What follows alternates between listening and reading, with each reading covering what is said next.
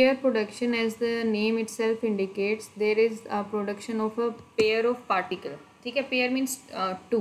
Okay, तो होता क्या है कि आपके जो गामा जो रेडिएशन है वो मैटर के साथ इंटरेक्ट कर रहे हैं, और वो इस तरीके से इंटरेक्ट कर रहे हैं कि वो दो पार्टिकल्स जो हैं वो क्रिएट कर रहे हैं. वो दो पार्टिकल्स कौन से होंगे? आपका इलेक्ट्रॉन और पॉजिट्रॉन. तो ये एक पेयर जो है आपका इलेक्ट्रॉन पॉजिट्रॉन का क्रिएट होता है, जिसको हम बोलते हैं पेयर प्रोडक्शन. ठीक है, अब ये ऐसा नहीं है कि बस गामा रे इंटरेक्ट करेगा और आपका पेयर प्रोडक्शन हो जाएगा. There is like minimum condition which must be satisfied, that gamma ray must have an energy, minimum energy equal to 1.02 mega electron volt. ये किसकी एनर्जी है? That is equivalent to rest mass energy of two particles. ठीक है, कौन सा? Electron और positron, दोनों का मास सेम होता है, तो M naught C square electron की rest mass energy, M naught C square positron की रेस्ट मास एनर्जी, इसके इक्वल एनर्जी अगर आपकी है गामा रे की इससे ज़्यादा, तो आपका जो है पेयर प्रोडक्शन होने की प्रोबेबिलिटी रहेगी. ठीक है, तो आपका ई जो गामा जो है आपका इंसिडेंट जो रेडिएशन है वो आपका डिवाइड होगा rest mass of your to particles. ठीक है, और आपकी जो इलेक्ट्रॉन जो जनरेट हुआ उसकी काइनेटिक एनर्जी में, पॉजिट्रॉन जो जनरेट हुआ उसकी काइनेटिक एनर्जी में, प्लस आपका energy which is taken by your nucleus. ठीक है, क्योंकि न्यूक्लियस भी थोड़ा सा रिकॉइल होगा इस केस में, थोड़ी सी एनर्जी जो है वो भी कैरी करेगा. तो आपकी टोटल जो आपकी गामा रे की जो एनर्जी है that will B distributed among your particles which are produced as their rest mass energy and kinetic energy plus energy of your nucleus. Okay, तो हमारा जो पेयर प्रोडक्शन जो है उसके लिए मिनिमम जो एनर्जी है हमारा 2m0c² से ज़्यादा होना चाहिए. ओके, तो क्या होता है कि आपका ये जो पेयर प्रोडक्शन है that is explain on the basis of your Dirac theory. Okay, Dirac hole theory, according to which अगर आपका डिरैक जो रिलेटिविस्टिक वेव इक्वेशन जो है उसमें एनर्जी जो है that is given by this particular expression. ठीक है, तो यहाँ पे मोमेंटम जो है पी की वैल्यू जो है वो ज़ीरो हो सकती है, तो p square we can take as minimum value zero. तो उस केस में आपकी ई की जो वैल्यू है, ठीक है, हम ये अज्यूम कर रहे हैं कि कोई मोमेंटम नहीं है. मोमेंटम मतलब इलेक्ट्रॉन जो है वो बिल्कुल रेस्ट पोजीशन में है, मिनिमम एनर्जी जो आपको चाहिए ही चाहिए. ठीक है, जब आप का पेयर प्रोडक्शन हो रहा है तो उस केस में वेलोसिटी आपकी ज़ीरो है, जब कोई मोशन नहीं है, तो मोमेंटम जो है आपका ऑटोमेटिकली हम कहेंगे कि ज़ीरो हो गया. मतलब मिनिमम आपकी जो सिचुएशन है कि वो सिर्फ मतलब उनके प्रोडक्शन के लिए ही, कि वो कोई एनर्जी काइनेटिक एनर्जी कैरी नहीं कर रहे हैं उस केस के लिए जो है. तो उस केस में क्या है आपका जो एनर्जी जो है value that come out to be कितना आ जाएगा? Under root of M naught c⁴. ठीक है, this is basic, it should be like your E. ठीक है, ई स्क्वायर क्या हो जाएगा फिर आपका? Plus minus under root of M naught c². It should be like E की जो वैल्यू है, एक सेकेंड. ठीक है, that will be plus minus M naught c². मतलब ई की वैल्यू जो है वो लाई करेगी आपकी माइनस एम नोट c² से ज़्यादा. ठीक है, और एम नोट c² ये प्लस के बीच में. ओके, तो यहाँ पर ये इन्होंने पिक्टोरियल इसको शो किया है कि आपका फोटोन जो है इंसिडेंट हुआ एटम पे, और यहाँ पे ये इसने इसके न्यूक्लियस के साथ इंटरेक्ट किया. न्यूक्लियस के अंदर ये चीज़ हो रही है. ठीक है, न्यूक्लियस के अंदर तक फोटोन पहुँचा और उसने क्या किया? न्यूक्लियस के अंदर से एक इलेक्ट्रॉन और पॉजिट्रॉन को जो है निकाल दिया. ठीक है, तो ये यहाँ पे एटम या न्यूक्लियस जो है वो आपका रिकॉइल होगा थोड़ा सा. ठीक है, in order to conserve your total momentum, और यहाँ पे इलेक्ट्रॉन और पॉजिट्रॉन जो हैं वो आपके निकल गए हैं. ठीक है, अब क्लासिकली इस चीज़ को एक्सप्लेन नहीं किया गया, क्योंकि अब यहाँ पे ये दो आ गई, ये तो दो एनर्जी वैल्यूज़ आ गई, एक माइनस एम नोट c² आ रहा है रेंज और एक प्लस एम नोट c² आ गया. तो क्लासिकल फिजिक्स में तो नेगेटिव एनर्जी का कोई कॉन्सेप्ट ही नहीं था. सो इसको क्वांटम मैकेनिकली एक्सप्लेन करने की कोशिश की गई.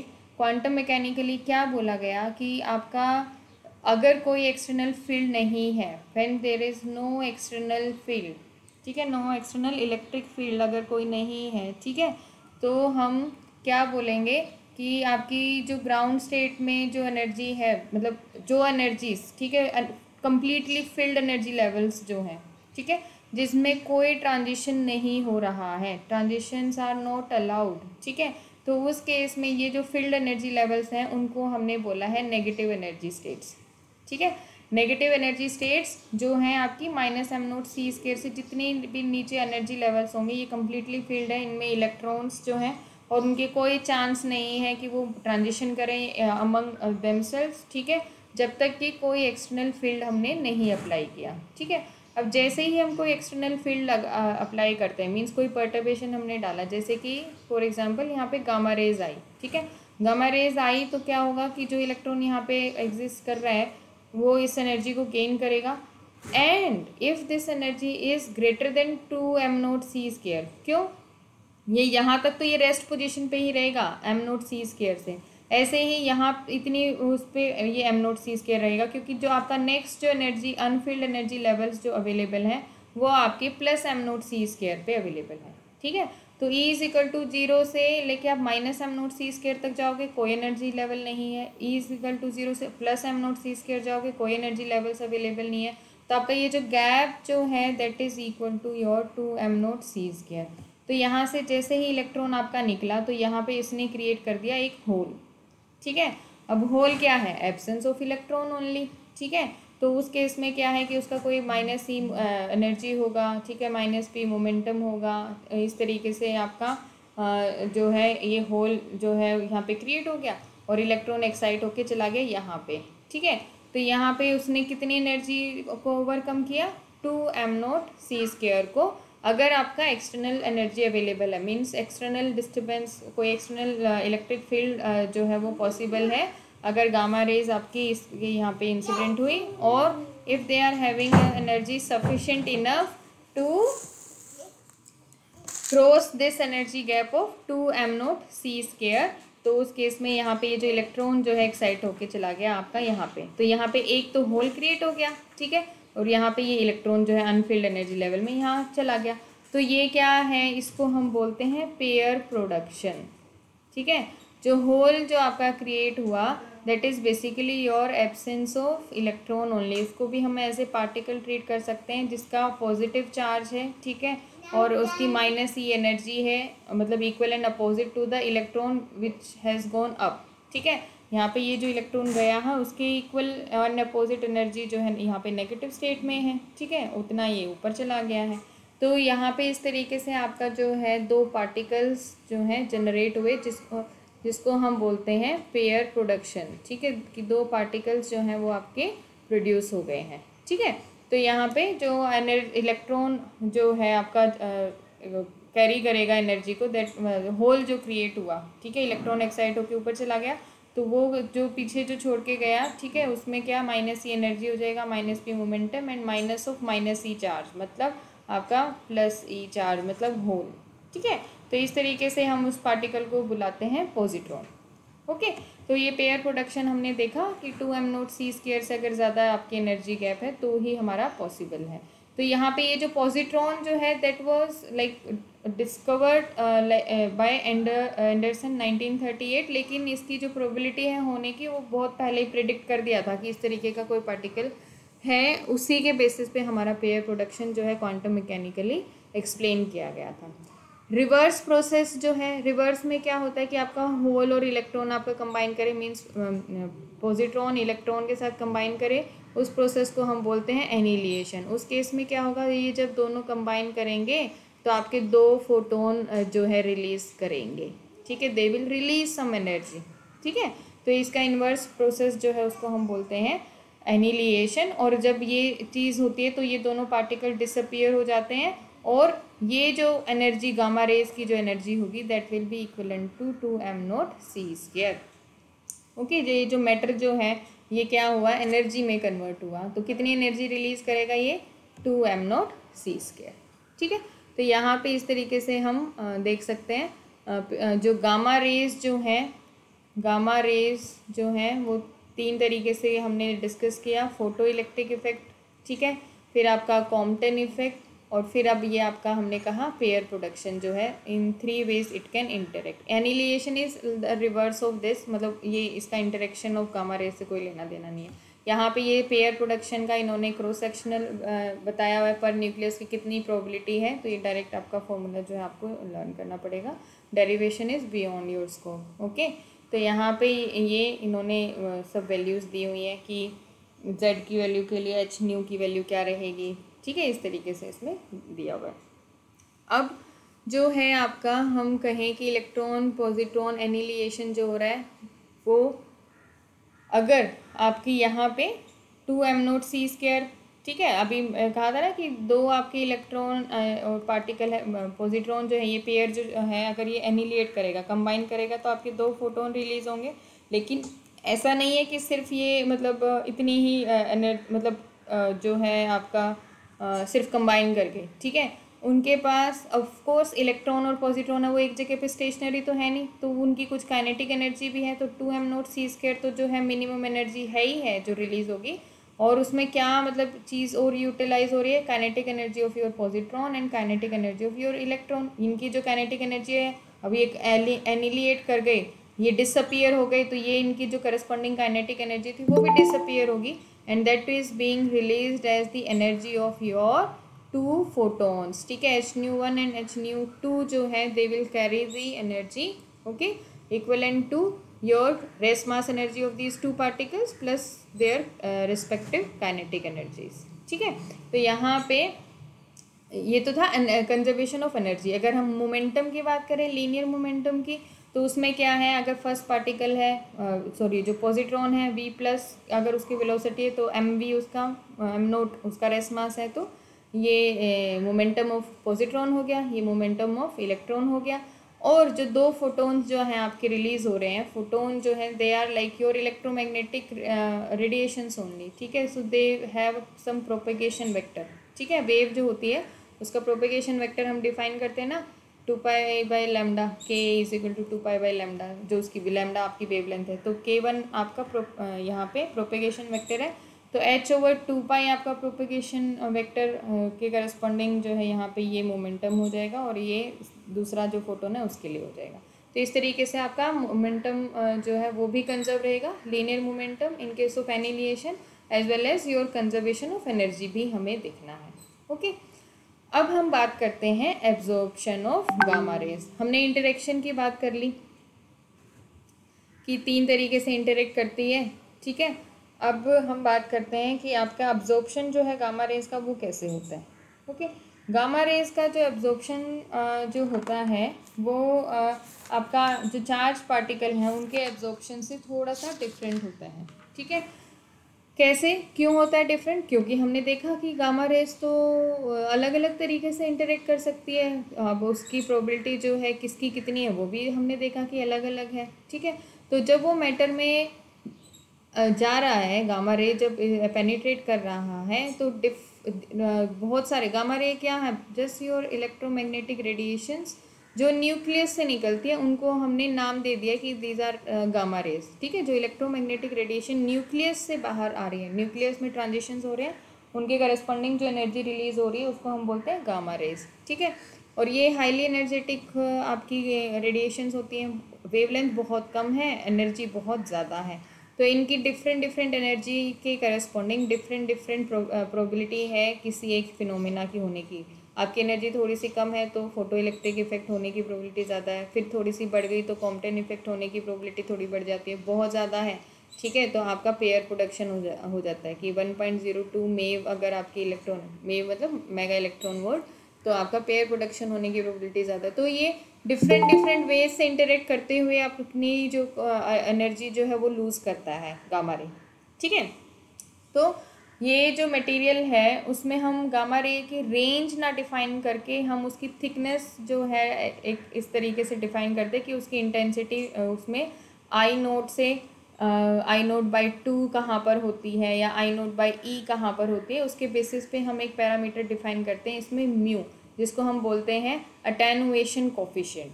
ठीक है, अटेनुएशन का मतलब क्या है, डिक्रीज़ होना किसी चीज़ का। ठीक है, उसमें कमी आनी किसी चीज़ की, तो ये हम बोलते हैं म्यू को लीनियर अटेनुएशन कोफिशिएंट। ठीक है, हम क्या करते हैं कि आई का जो है इंटेंसिटी ऑफ गामा रे जो है वो हम ने देखा, एक्सपेरिमेंटली ऑब्जर्व किया कि उसका एक्सपोनेंशियल बिहेवियर एक तो है वो हम देखेंगे अभी, और उसका हमने देखा कि लेंथ डी एक्स अगर उसने ट्रेवल किया और म्यू उसका अटेनुएशन कोफिशिएंट है, तो ये जो है D I by D I जो है इंडिविजुअल अटेनुएशन प्रोसेस जो है, इंडिविजुअल अटेनुएशन प्रोसेस क्या है कि आपका कोई गामा रे सिर्फ फोटो इलेक्ट्रिक इफेक्ट के अंडर को जाके अपना इंटेंसिटी लूज कर रहा है, कोई आपका कॉम्पटन इफेक्ट के अंडर जाके अटेनुएट हो रहा है, ठीक है। तो अलग अलग प्रोसेस है, उनका अलग अलग इंडिविजुअल अटेनुएशन कोफिशिएंट आपका रहेगा, ठीक है। तो आपकी गामा रे की इनिशियल इंसिडेंट जो इंटेंसिटी थी अगर वो आई नोट है, ठीक है, तो आपका फ्रैक्शन मतलब कितना इंटेंसिटी में चेंज आया ओवर योर ओरिजिनल इंटेंसिटी, ठीक है, that is proportional to your like कितना ये लीनियर अटेनुएशन कोफिशिएंट है ओवर द लेंथ, कितनी लेंथ या कितनी थिकनेस तक वो मूव किया, ठीक है। तो इसको हमें अगर पूरा प्रॉपर ये निकालना है एक्सप्रेशन, तो क्या करेंगे हम, पूरी लेंथ अगर टी थिकनेस अगर हमने ली है कि 0 से टी थिकनेस ऑफ मटेरियल और इंटेंसिटी आपकी आई नोट से उस पर्टिकुलर थिकनेस पे आई टी अगर हो जाती है, तो हमें अगर वो निकालना है तो विल इंटीग्रेट दिस एक्सप्रेशन 2.75, ठीक है। इसको हम इंटीग्रेट अगर करें ओवर योर इंटेंसिटी की आई नोट से आई टी हो गई और आपका थिकनेस जो है 0 से टी थिकनेस पे, 0 मतलब जब गामा ने जस्ट उसको टच किया तो यहाँ पे थिकनेस है आपकी 0, यहाँ पे टी पे आके आपकी इंटेंसिटी सपोज हो गई है आई टी। तो ये एक्सप्रेशन निकालने के लिए हम इसको इंटीग्रेट करेंगे, तो ये आया आपका I naught I T is equal to I naught E raise to power minus mu T. तो हमने देखा कि आपका जो इंटेंसिटी का वेरिएशन जो होगा दैट विल बी एक्सपोनेंशियल, ठीक है। प्रीवियस केसेस में आपका एक्सपोनेंशियल बिहेवियर नहीं था, दैट वाज डिफरेंट, ठीक है। तो यहाँ पे इन्होंने देखा टी अगर मटेरियल की पूरी थिकनेस थी, ठीक है, तो यहाँ पे इनिशियली आपकी इंटेंसिटी थी आई नोट और धीरे धीरे ये इसने किसी प्रोसेस के थ्रू, तीनों में से कोई एक प्रोसेस जो भी हो रही है उस प्रोसेस के थ्रू, या हो सकता है कई बार मल्टीपल प्रोसेस भी कर लिए हैं कि आपकी एक फोटोन आपका फोटो इलेक्ट्रिक इफेक्ट कर रहा है, एक कॉम्पटन इफेक्ट भी कर रहा है, मल्टीपल इस तरीके से चल रहे हैं। तो यहाँ पे एक्स डिस्टेंस भी सपोज उसकी इंटेंसिटी हो गई है आई, ठीक है। तो यहाँ पे ये डी एक्स थिकनेस के करस्पॉन्डिंग इन्होंने निकाला और जब यहाँ पे टी थिकनेस पे आपने कहा कि आई टी आपका इंटेंसिटी हो गया है, तो ये वेरिएशन हमारा आया एक्सपोनेंशियली कि आई नोट जो है आपका विद रिस्पेक्ट टू थिकनेस, यहाँ पे टी टाइम नहीं है थिकनेस है, ठीक है, कि थिकनेस आपकी टी हाफ थी, फिर T/4 T/6 के करस्पॉन्डिंग आपकी टी हाफ पे क्या है कि आपकी इंटेंसिटी जहाँ हाफ हो जाती है, this is your I naught by 2, ठीक है। फिर I naught by 4 I naught by 8, यहाँ पे ये 1/4 1/8 का मतलब क्या है यहाँ पे कि आपकी इंटेंसिटी जो है इनिशियल इंटेंसिटी आई टी जो है इनिशियल इंटेंसिटी की 1/4 टाइम्स हो जाए या 1/8 टाइम्स हो जाए, तो वो जो टाइम है उनको हमने बोला है यहाँ पे T 1/4 एंड T 1/8, ओके। तो इस तरीके से हमने देखा कि अटेनुएशन ऑफ गामा रेज जो है वो एक्सपोनेंशियली आपका जो है कर्व आएगा कि वो एक्सपोनेंशियली आपकी जो इंटेंसिटी है उसको लूज़ करेगा, ठीक है। अब हम म्यू को डिफाइन करना चाहें, लीनियर अटेनुएशन कोफिशिएंट क्या है, ठीक है। तो आपका ये जो एक्सप्रेशन हमारा आया था I is equal to I T is equal to I naught E raise to power minus T by mu, mu T था, म्यू टी, ठीक है। तो इस केस में अगर हम टी को अगर हम अज्यूम करें 1/म्यू, मतलब वो थिकनेस, ठीक है, 1/म्यू के इक्वल जो है हम अगर रख दें तो आई टी क्या बन जाएगा यहाँ पे I naught E raise to power -1 और simply I naught by E. So mu जो है वो क्या कैसे डिफाइन कर सकते हैं, इनवर्स ऑफ थिकनेस। यहाँ से म्यू क्या है, inverse of thickness, which thickness up to which your intensity reduces to 1/e times of your maximum intensity I note, ठीक है। मैक्सिमम इंटेंसिटी के I नोट का 1/e जिस थिकनेस पे हो जाता है उसका इन्वर्स वैल्यू जो होगा वो उस पर्टिकुलर मटेरियल का लीनियर अटेनुएशन कोफिशिएंट होगा, ठीक है। ऐसे ही हम मास अटेनुएशन कोफिशिएंट भी कर सकते हैं। उसके लिए क्या करेंगे, आपका जो एक्सप्रेशन था उसमें रो से ही डिवाइड कर दिया, रो से मल्टीप्लाई कर दिया, तो म्यू बाय रो को हम लिख देते हैं म्यू एम, ठीक है, मास अटेनुएशन कोफिशिएंट। तो मास अटेनुएशन कोफिशिएंट क्या है, लीनियर अटेनुएशन कोफिशिएंट म्यू, उसको हम रो डेंसिटी से डिवाइड कर दें तो आपका म्यू एम जो है वो बन जाता है। और यहाँ पे अब ये रो टी जो है, ठीक है, इसको हम सुपरफिशियल डेंसिटी भी बुलाते हैं, density into your length, thickness जो है, ठीक है, तो इसका वैल्यू क्या हो जाएगा डायमेंशन का, किलोग्राम पर मीटर स्क्वायर।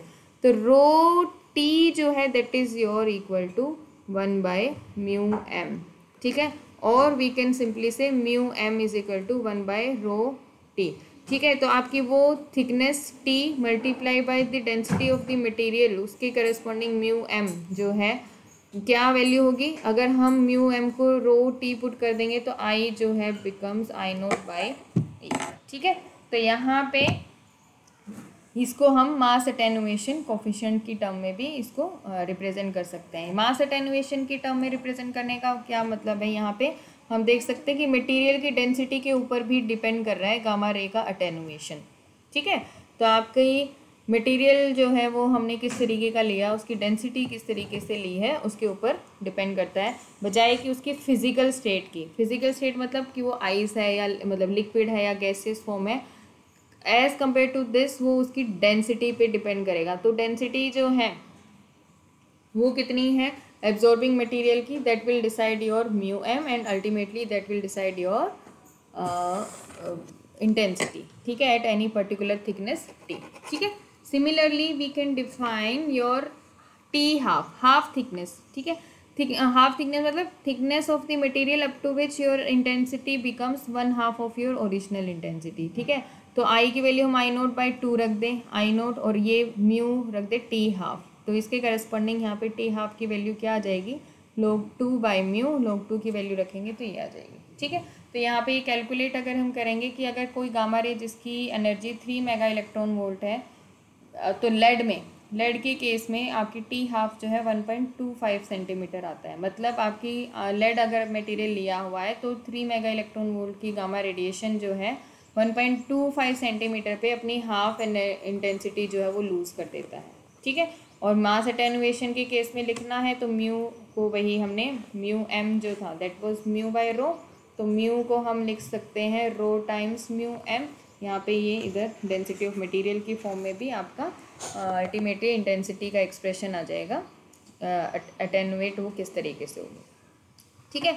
अब ये जो आपका गामा रे है, जैसे कि मैंने कहा ना कि 3 वेज से वो इंटरेक्ट कर सकती है। वो कौन से वे से इंटरेक्ट करेगी भाई, वो फोटो इलेक्ट्रिक इफेक्ट से अपनी एनर्जी लूज़ करेगी, या कॉम्पटन इफेक्ट से लूज़ करेगी, या पेयर प्रोडक्शन से लूज़ करेगी, that depend on the energy of your gamma ray. तो यहाँ पे एक्सपेरिमेंटली ऑब्जर्व किया गया है कि फोटो इलेक्ट्रिक इफेक्ट जो है वो डोमिनेट करेगा अगर आपकी एनर्जी रेंज जो है गामा रेज की वो 100 किलो इलेक्ट्रॉन वोल्ट से 500 किलो इलेक्ट्रॉन वोल्ट की रेंज में होता है। सिमिलरली अगर थोड़ी सी और हाई एनर्जी होती है तो कॉम्पटन इफेक्ट की प्रोबेबिलिटी जो है वो बढ़ जाती है, ओके। और अगर आपकी एनर्जी 1.02 मेगा इलेक्ट्रॉन वोल्ट से ज़्यादा है तो पेयर प्रोडक्शन ही पॉसिबल है, ठीक है। तो इस तरीके से आपके डिफरेंट जो है प्रोबेबिलिटी है इंटरेक्शन की गामा रेडिएशन की with matter depending on it's range of energy, okay.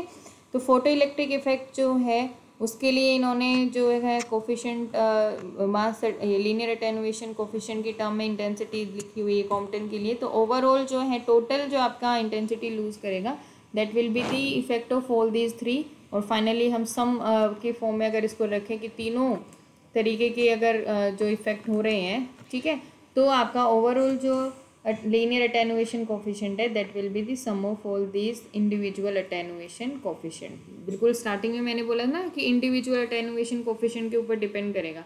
तो म्यू ई, म्यू सी और म्यू पी का तीनों का सम करके ओवरऑल आपकी इंटेंसिटी जो है अटेनुएट होगी, ओके, ठीक है। तो रेडिएशन लेंथ इन्होंने एक बात की है, रेडिएशन लेंथ क्या होता है, that is the reciprocal of your absorption coefficient, ठीक है। तो आपकी रेडिएशन लेंथ जो है वो मटेरियल की वो थिकनेस है जो आपकी इंटेंसिटी ऑफ फोटोन को 1/e टाइम्स जो इसकी इनिशियल वैल्यू है उस तक रिड्यूस कर दे। So which reduces the intensity of the photon to 1/e times of initial value, तो हम उसको बोलते हैं रेडिएशन लेंथ, ठीक है। That is basically the thickness of the material, okay. तो आपका वही तो एब्जॉर्प्शन कोफिशिएंट के टर्म्स में ही आपका जो है इसका डायमेंशन होगा kg/m², ओके।